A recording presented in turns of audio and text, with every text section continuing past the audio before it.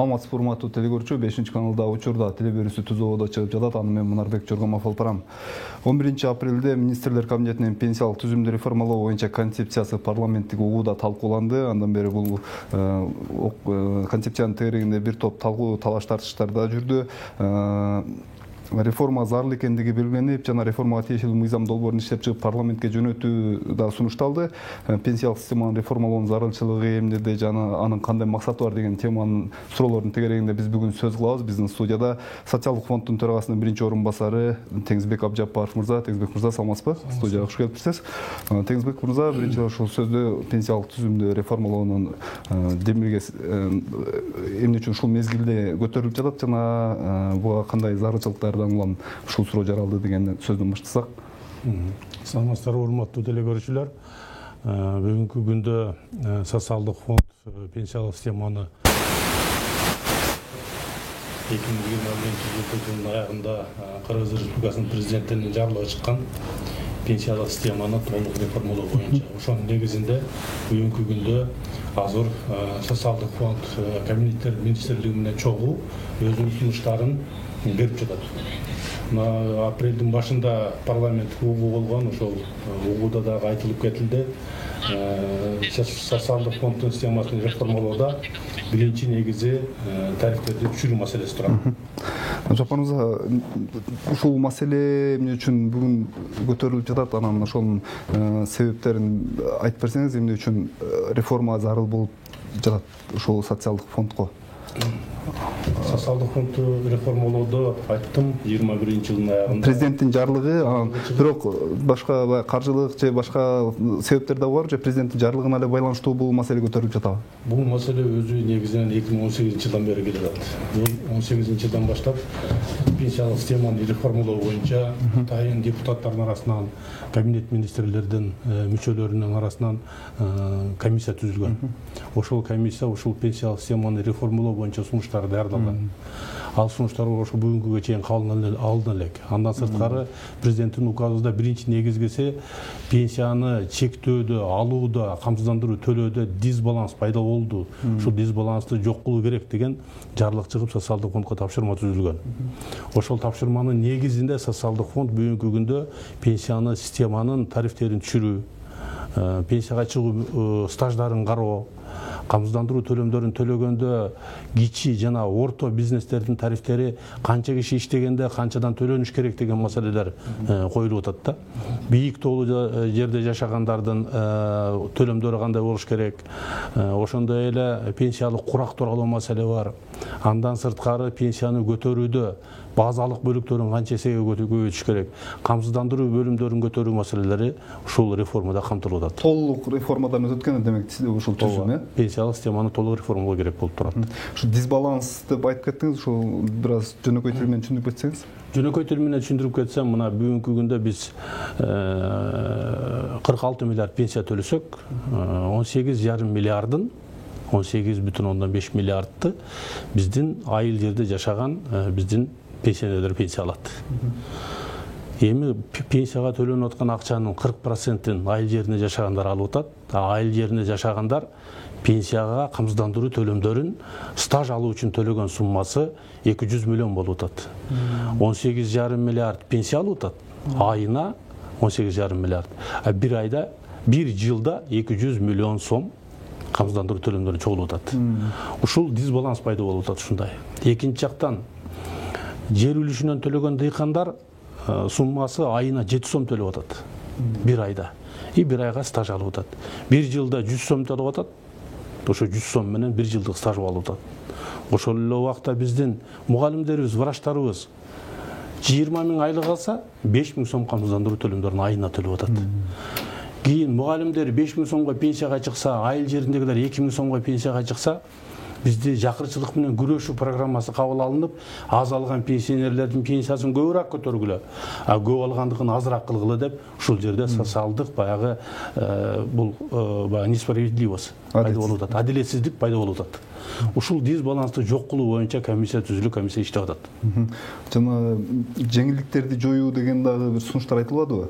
Ал жалпылап айтылып атат да, кандай жеңилдиктер ушу ар бирин токтолуп айтып боласызбы? Жеңилдиктер боюнча мисалга айтсак, бизде пенсияга чыкканда бийик тоолуу, жеткенге кыйын болгон райондордо аялдар 45 жаштан чыгалат пенсияга, 15 жылдык стажы болсо, 3 баланы 8 жашка чейин чоңойтсо 45 жаштан пенсияга чыгат. Андан сырткары бийик тоолуу райондордо жашаган аялдар, эркектер 8 жыл мурун пенсияга чыгалат. Ушул маселе бар. Ушулардын жашындагы 3 жылдан кошуу маселеси турат. Анткени булардыкы болсо жеңилдетилип пенсияга чыкканда булардын пенсиянын өлчөмү аз болуп калат. Пенсиялык курак бизде аялдар 58-ден чыкса, эркектер 63-тен чыгып атат. Талап кылынган стаж аялдарга 20 жыл, эркектерге 25 жыл болуп атат. А бизге бийик тоолуулар стажы 15 жылдык стаж менен пенсияга чыгып атканда пенсиясынын өлчөмү аз болуп атат. Биздин азыркы бүгүнкү күндө пенсияга чыккан жалпы 721 миң болду пенсионердин саны. Алардын эгерде 50% ошол 58-ге 63-кө чыгып 20-25 жаштык стажы менен пенсияга чыгып атат. А калган 50% ошол жеңилдетилген түрдө пенсияга чыгып, пенсиянын өлчөмү аз болуп атат. Кийин биз пенсияны көтөрө келгенде көп төлөгөндөрдүн да акчасынан биз аз төлөгөндөрдүкүн көтөрүп атабыз. Мына дисбаланс деген ошонун пайда болуп атат да. Ошон үчүн баягы адилеттүү система болсун, ким канча төлөсө ошончо пенсия алсын деген мааниде реформалар жасалып атат. Тарифтер боюнча дагы түшүрүүлөр бар азыр. Дыйкандар эгер айына 7 сом төлөсө, бизде кичи жана чакан жана орто бизнес бар. Чакан жана орто бизнестин өкүлдөрү 27,25% айлыктан төлөшөт. 10 миң сом айлык төлөсө 2725 сом социалдык фондко камсыздандыруу төлөмдөрүн төлөө дегенде болчу. Бул төлөөдө эгерде биз азыркы күндө ошол малый средний бизнес биздин эсеп боюнча 80%дан ашыгы көмүскөдө. Бул улуттук статистика комитетинин берген маалыматтарына таянсак, чакан жана орто бизнес 80%дан ашыгы көмүскөдө. Ошолорду көмүскөдөн чыгарыш үчүн биз тарифти эгер 5 кишиден ашып көрсөтсөң 27,25 эмес 22% төлөйсүң. Же болбосо 15 кишиден ашык киши иштетсе, ошонун салыгын төлөсөң, камсыздандыруу төлөмдөрүн төлөсөң, анда 14% менен камсыздандыруу төлөмдөрүн төлөйсүң деген мыйзам даярдадык. Азыр ушул баягы патент менен иштегендер бар, майда ишкерлер, алар дагы социалдык фондко өзүнчө төлөшөбү же патенттин эсебинен алынабы? Бул жерде мына 2019-жылы социалдык фонд камсыздандыруу төлөмдө төлөө функциясын салык кызматына өткөрүп берген. Салык каттары жеке ишкерлер патент алат, а камсыздандыруу төлөмдөрүнө страховой полис алат, камсыздандыруу полисин. Ошондо салык кызматкерлери азыр келип жеке ишкерлерден салык адеп патенттин, ошонун жанында эле камсыздандыруу полистерин. Ал ыктыярдуу же милдеттүү түрдө? Бул жерде кааласам төлөйм, каалабасам төлөбөйм деген жок. Бул мыйзамдын аткарылышы милдеттүү түрдө. Биздин жарандар төлөш керек ошону. Жогоруда өзүңүз да айттыңыз, жана 70-80%га чейин көмүскөдө кара жумушчулар болуп атпайбы? Тигүү цехинде, башка соода сатыкта жалдама жумушчулардын баары эле жана социалдык фондко төлөмдөрдү төкпөй атпайбы? Аларды жанагы ошол сиз айткан көрсөт 14%дан 22%га чейин жеңилдик беребиз деп атпайсызбы?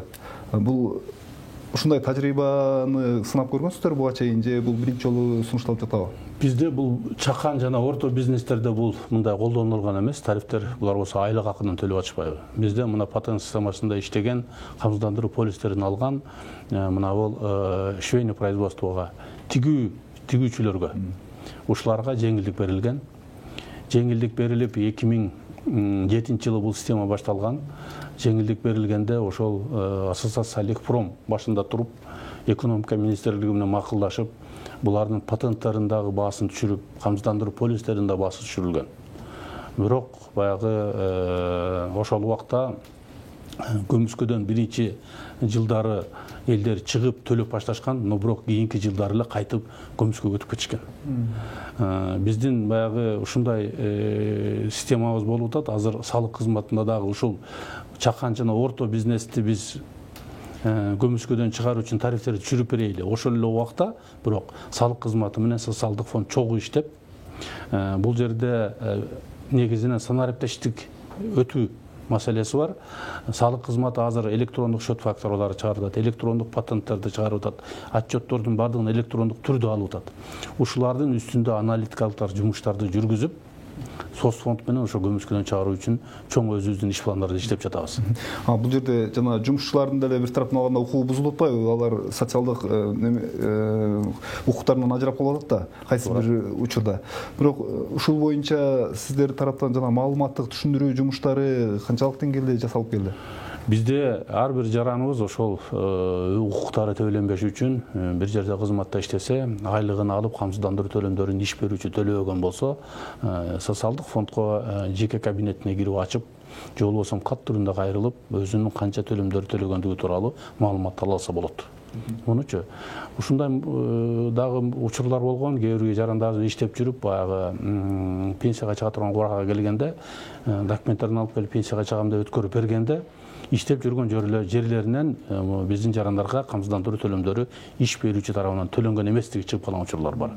Ошон үчүн биз учурдан пайдаланып барлык жарандарга айтып кетет элем, социалдык фонддун 1202 телефону менен байланышып, өзүңүздөрдүн жеке эсебиңиздерде канча камсыздандыруу төлөмдөрү төлөнгөнүгү тууралуу маалыматты бекер алсаңыздар болот. Ошондой эле эгерде иш берүүчү төлөбөгөн учурлар болгон болсо, биз юридикалык жактан дагы жардам беребиз. Жанагы эгер жаран өзү билип туруп социал төгүм төгүлбөй жатканын, сиздерге жардам сурап кайрылса болобу? Болот. Биз эгерде иш берүүчү тарабынан ушундай камсыздандыруу төлөмдөрү төлөп аткан болсо, анда азыр бүгүнкү күндө салык кызматы камсыздандыруу төлөмдөрүн төлөө жыйноо боюнча функциясы ошолорго өткөрүп берилген. Биз ошолорго документтерин оформить этип өткөрүп беребиз. Салык кызматы текшерүү жүргүзүп, кошумча үстүнөн доначисление кылдыртып, ошо жарандын эсебине төлөттүрүп, счетуна акча түшүптүрөт. Жана пенсиялык куракты көтөрүп, жеңилдиктерди жоюу боюнча сөз кылып жогоруда Бочайын. Ушул маселе, ушул сунуш кайсы маселелерди чечет? Биринчиден бул жеңилдик боюнча эрте чыкканга караганда, эгерде 3 жыл кийин чыкса, 3 жылдык бул камсыздандыруу төлөмдөрү дагы пенсиясынын эсебине кошулат. Бул биринчиден. Экинчиден, биздин жеңилдик берип аткан ишканалардын көмүскөдөн чыгып, социалдык фондко учетко туруп, камсыздандыруу төлөмдөрүн эчтеке төлөбөгөнгө карагандан 27ге караганда 14%дан төлөсө дагы биздин жарандар келечекте пенсия менен камсыз болот. Эчтеке албаганга караганда бул пенсия менен камсыз болгону бул биздин ошол жетишкенибиз ошол болот деп эсептейм.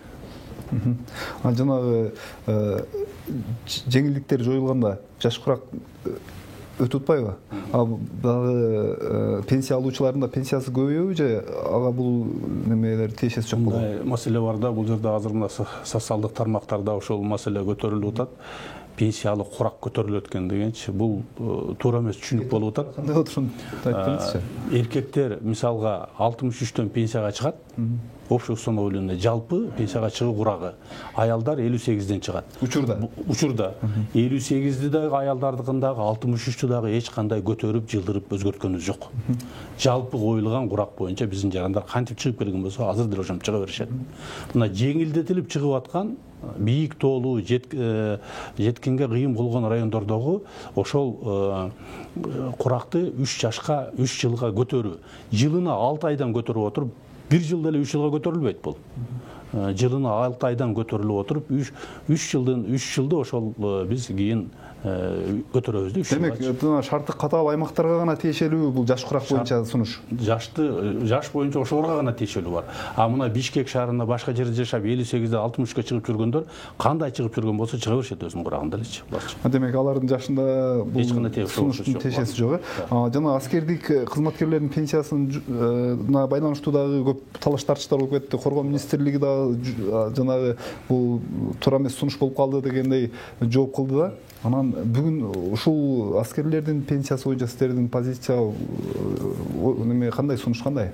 Мен ушуну айтып кетет элем, учурдан пайдаланып, мына социалдык тармакта бул тууралуу аябай көп маселе көтөрүлүп атат, өздөрүнүн сунуштарын, ойлорун айтып атат.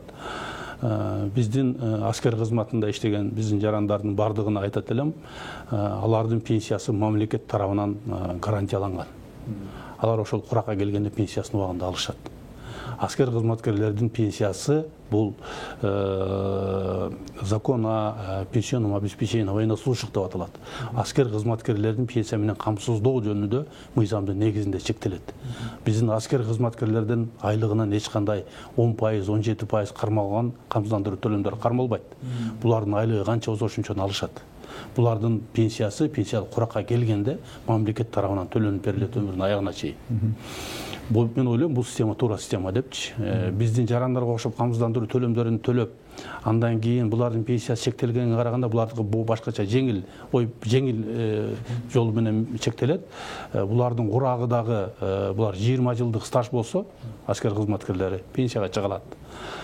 Бул жерде сунуш болду, ошол куракты көтөрүү боюнча. Же болбосо пенсионер болуп иштеп аткан биздин аскер кызматкерлерибизди айлыгын же пенсиясын ала турган буларга выбор коелу деген маселе болгондо, бул мыйзамга дагы бир жолу айтып кетем, өзгөртүү киргизилип, бул мыйзам каралып, мыйзам өткөн жок.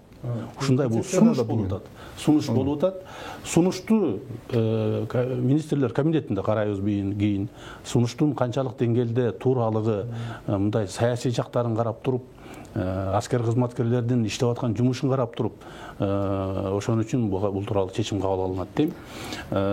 Бул жерде аскер кызматкерлердин баягы азыркы күндөгү эмгегин баалайбыз, биз түшүнөбүз. Бүгүнкү күндө президентибиз тарабынан, кабинет министрлиги тарабынан бул жака аскер кызматкерлеринин турак жайына, кызматтык кеңсесине, ошондой эле техникаларына, айлыктарына бүгүнкү күндө аябай көңүл бурулуп атат. Мамлекет бул жактан дагы бардык карама-каршылыктарды окуп, көрүп туруп, ошондон кийин чечим чыгарат деп ойлойм. Буга чейин ушул баягы пенсиялык мигранттардын да пенсияларын Кыргызстанга которуу боюнча келишимдер болбоду беле? Орусиядан, Түркиядан, жаңылбасам. Ушундай келишим азыр канча мамлекет менен бар? Бизде азыр Евразес менен бар. Буга Кыргызстан, Казакстан, Россия, Беларусь, Армения. Андан сырткары 17-жылы Түркия мамлекети менен кол коюлган. Андан мурун меморандум Түштүк Корея мамлекети менен кол коюлган. Ушул мамлекеттерде иштеген биздин жарандарыбыз эки жактан пенсия алат келечекте. Расмий болуш керек алардын жумушу. Алардын жумушу расмий түрдө болуп, булардын төлөмдөрү убагында төлөнүш керек. Ошондон кийин гана булар расмий иштеп аткандар гана ошондой пенсияга ээ болушат. Эгер алардын жумушу жана расмий жалданма жумуш болуп социал төлөм төгүлбөгөн болсо, демек ал пенсиясы келиши күмөн турбайбы? Анда албайт. Анда албай калат. Биздин ошо жарандарыбызга биз дагы ошондой түшүндүрмө бергенбиз. Эмгек жана миграция министрлиги дагы бул тууралуу жумуштарды жүргүзүп атат. Официалдуу түрдө иштеп, ошол иштеген жериңен айлыгыңан камсыздандыруу төлөмдөрү төлөнгөндө гана эки жактан пенсия алынат депчи. Пенсиялардын жогорулашы боюнча эмне маалыматтар бар? Пенсиянын жогорулашы боюнча өкмөттүн токтому чыккан. Ал жерде 1-апрелден баштап 2022-жылы пенсия жогоруланат. Жылына өзүбүз октябрь айында пенсияны жогорулатып келгенбиз. Быйыл да ошол эле боюнча жогорулатабыз. Социалдык фонддун 22-жылкы бюджетинде өзү негизинен 784 миллион пенсияны жогорулатууга каралган. Бул ошол биздин эсеп боюнча 8-10%дын тегерегинде пенсия көтөрүлөт деп бюджетте каралган. Бирок мына кабинет министрдин антикризистик программасы кабыл алынды. Ошол жерде Кабмин бизге ошондой тапшырма койду. Социалдык фонд жана финансы министрлиги эсептеп чыккыла башынан. Баалардын көтөрүлгөнү боюнча кризис болгон үчүн биздин жарандарыбызга, пенсионерлерге пенсияны алгылыктуу көтөрүп берели деп. Бүгүнкү күндө биз эсептөөлөрдү жүргүздүк. Биздин азыркы эсептер боюнча, бүгүнкү күндөгү эсептер боюнча биздин пенсияны орточо 1-октябрдан 1800дөн кем эмес көтөрөбүз деп айтып кете алам. Кимдердин пенсиясы көбүрөөк көбөйүп, кимдердики азыраак көбөйөт деген дагы түшүнүктөр болобу же баары тегиз көтөрүлөбү? Бул механизми боюнча дагы кайсы жаранга канча алып аткан пенсионерге канча көтөрүш боюнча министрлер кабинетинин токтому чыгат. Бул август айында чыгат. Август айына чейин биз акча тыйыныбызды да эсептейбиз. Минфин дагы эсептейт. Бүгүнкү күндө ошого 1800гө орточо көтөрүүгө биздин азыр мүмкүнчүлүгүбүз болуп атат. Финансы жактан бизге ошондой мүмкүнчүлүгүбүз бар. Эгерде биз камсыздандыруу төлөмдөрүн көп түшүрүп дагы жыйнап, салык кызматы көп жыйнап, финансы министрлигинде каражат болсо, ошондо биз октябрга чейин дагы муну карап көрөбүз дагычы. Канчага дагы может дагы көтөргөнгө. 1800 сомдон бул өзү акыркы мен билген 10 жылдан бери мындай 1800ге орточо пенсия көтөрүү боло элек бул Кыргызстанда. Жанагы неме боюнча, көмүскөдөгү төгүмдөр боюнча, чогултулушу боюнча оң жылыштар барбы? Муну эми баягы салык кызматы иштеп атат. 19-жылдан баштап көмүскөдөн чыгаруу, камсыздандыруу төлөмдөрүн жыйноо, эски карыздарды өндүрүү, камсыздандыруу полистерди сатуу бул салык кызматына өткөрүлгөн. Чогулган каражаттын эсеби сиздерде бар да, мындай жылда көбөйүп атабы деген? Жылга көбөйүп атат. Мына бир мисалды алып берсем, 21-жылы 20-жылга салыштырганда 5 миллиард 200 миллионго камсыздандыруу төлөмдөрүн көп жыйнады. Мына бүгүнкү күндө деле январь-март айынын жыйынтыгын айтып берсем, бизде камсыздандыруу төлөмдөрү 10 миллиардтан ашык жыйналыптыр январь-март айында. Былтыркы жылга салыштырганда мына 3 айда эле 1 миллиард 441 миллионго көп жыйналып атат. Каржылоо сиздердики жана пенсионерлерди каржылоо сиздердин фонддун өзү эле жүргүзүп атабы же азыр мамлекеттик бюджеттен дагы колдоо болобу? Мына түшүндүрүп кетейин, баягы пенсия өзү 3 бөлүктөн турат. Пенсиянын камсыздандыруу бөлүгү, пенсиянын базалык бөлүгү жана пенсиянын топтому бөлүгү болуп. Пенсиянын базалык бөлүгү 1780 сом болуп, базалык бөлүк республикалык бюджеттен каржыланат. Экинчи камсыздандыруу бөлүгү бул пенсионерлердин, биздин жарандардын каякта канча жыл иштеп камсыздандыруу төлөгөн суммасына жараша болот. Үчүнчү бөлүгү пенсиянын топтому бөлүгү. Бул накопительный часть деп аталат. Ошол төлөгөн суммасынан 2% накопительныйга кетет дагы. Кийин пенсияга чыкканда биздин жарандар ушул акчаны толугу менен пенсиядан сырткары алышат. Пайызы киришеси менен өшөчү. Ушул төгүмгө чогулган каражатты кайсы учурда жаран кайтарып ала алганга мүмкүнчүлүк бар? Пенсиянын мына өзүнүн төлөгөн суммаларын курагы боюнча же болбосо майыптыгы боюнча пенсияга чыкканда өзүнүн акчаларын ошо пенсияга таралат, пенсиянын топтому бөлүгүн сразу алып кетсе болот. Андан сырткары эгерде биздин жараныбыз ошол пенсиялык куракка жетпей калып каз болуп калса, анын балдары, кыздары ошол атасынын же апасынын пенсиясын 23 жашка чейин алганга укугу болот. Эгер 23 жаштан өтүп калган болсо кандай болот? 23 жаштан өткөндөн кийин болду, ал пенсиясы берилбейт, ал жаран уже өзү камсыздандыруу төлөмдөрүн төлөш керек. Келечектеги пенсиясы үчүн. Жаран камсыздандыруу төгүмдөрүн төлөп жүрүп бир күнү ошол каражатын алам десе, кайсы учурда кандай шартта гана ала алат деген барбы же жокпу деген? Эгерде мына пенсиялык фондко төлөнгөнүн пенсияга чыккан учурда гана алат. Ал эми биздин жараныбыз ошол пенсиялык куракка жетпей калып каза болгон болсо, топтомо бөлүгү болот 2%. Ошол 2%ды өзү же мураскор алып кетсе болот. 2%. 2%-ын гана. Кокус жарандыктан чыгам, такыр эле көчүп кетем деген чечимге келип калган болсо деген ала албайт. Ала албайт, да. Жанагы буга чейин мамлекеттик ипотекалык компания айтып атты эле, кайсы бир учурда жанагы социалдык фонддон төгүмдөрүн биринчи төгүм кылып ипотекага төгүп үй алганга мүмкүнчүлүк түзүлдү депчи. Ошону түшүндүрүп бериңизчи. Түшүндүрүп берейин. Көп суроолор ошол ипотека алгандар боюнча азыр мыйзам жол берет. Эгерде сиз мисалы соцфондго төлөп жүрүп, айлыгыңыздан ошол 2%-ыңыз бар, ошол суммаңыз, допустим, 50 миңден ашкан болсо, сиз бизге кайрылсаңыз, келишимиңизди көрсөтсөңүз, ошол суммаңызды ипотекага алып жумшасаңыз болот. Пенсия курагга чыкпасаңыз эле. Бул жалпы төгүлгөн сумма же төгүлгөн суммадан 2%? 2%. Төгүлгөн топтомо бөлүгүн гана аласыз. Топтомо бөлүгүн гана берилет экен. Накопительный часть деп аталат.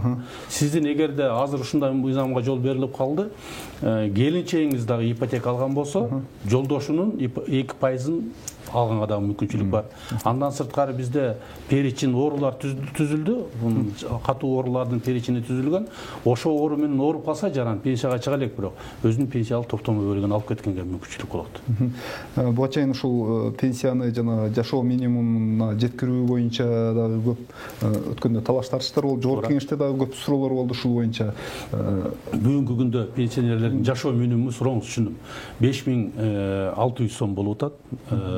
5580 сом, ошо 5600 деп биз неме алып атабыз, округлетип атабыз. Пенсиянын орточо өлчөмү 6100 болуп атат. Эми пенсиянын орточо өлчөмү пенсиянын жашоо минимумунан жогору болуп атат. Бүгүнкү күндө 50% пенсионерлер, ошо 721 миң пенсионердин 50% ошол 5600дөн жогору алат. Пенсионердин жашоо минимумунан жогору алат. 50% андан ылдый алат да. Эми ушундай тапшырма берилген. Ошол пенсионерлердин пенсиясы ошол жашоо минимумунан жогору болуш керек депчи. Мына азыр биз октябрь айында 1800-гө көтөрүп атабыз. Эми ойлоп көрүң, ошол 4000 алган сом пенсионер болсо, 4000 сом алган болсо, ал уже 5800 алып калып атат. Уже жашоо минимумунан жогору болуп атат. Ушундай көтөрүүнүн жолу менен биз ошол коюлган тапшырманы аткарабыз деп ойлойм.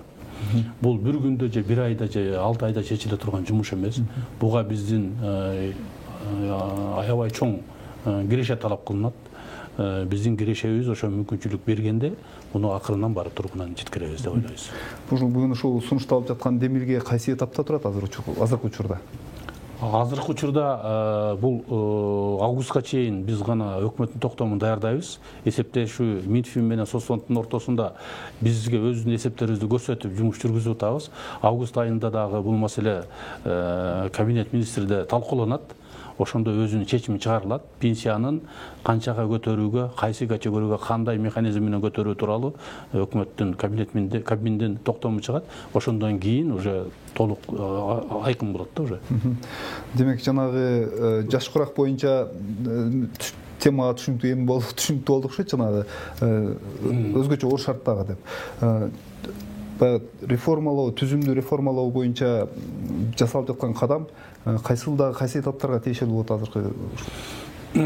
Бул эми азыр биринчи биз ошол тегерек столдорду өткөрүп, мына Ош шаарында, Токмок шаарында, бүгүнкү күнү биздин мына социалдык фонддун жетекчиси азыр Нарын областында вице-премьер Эдил Жолдубаевич Байсалов менен Соцфонддун төрагасы ошол кызматтык командировкада элдер менен жолугушуп ушул маселени талкуулап атышат.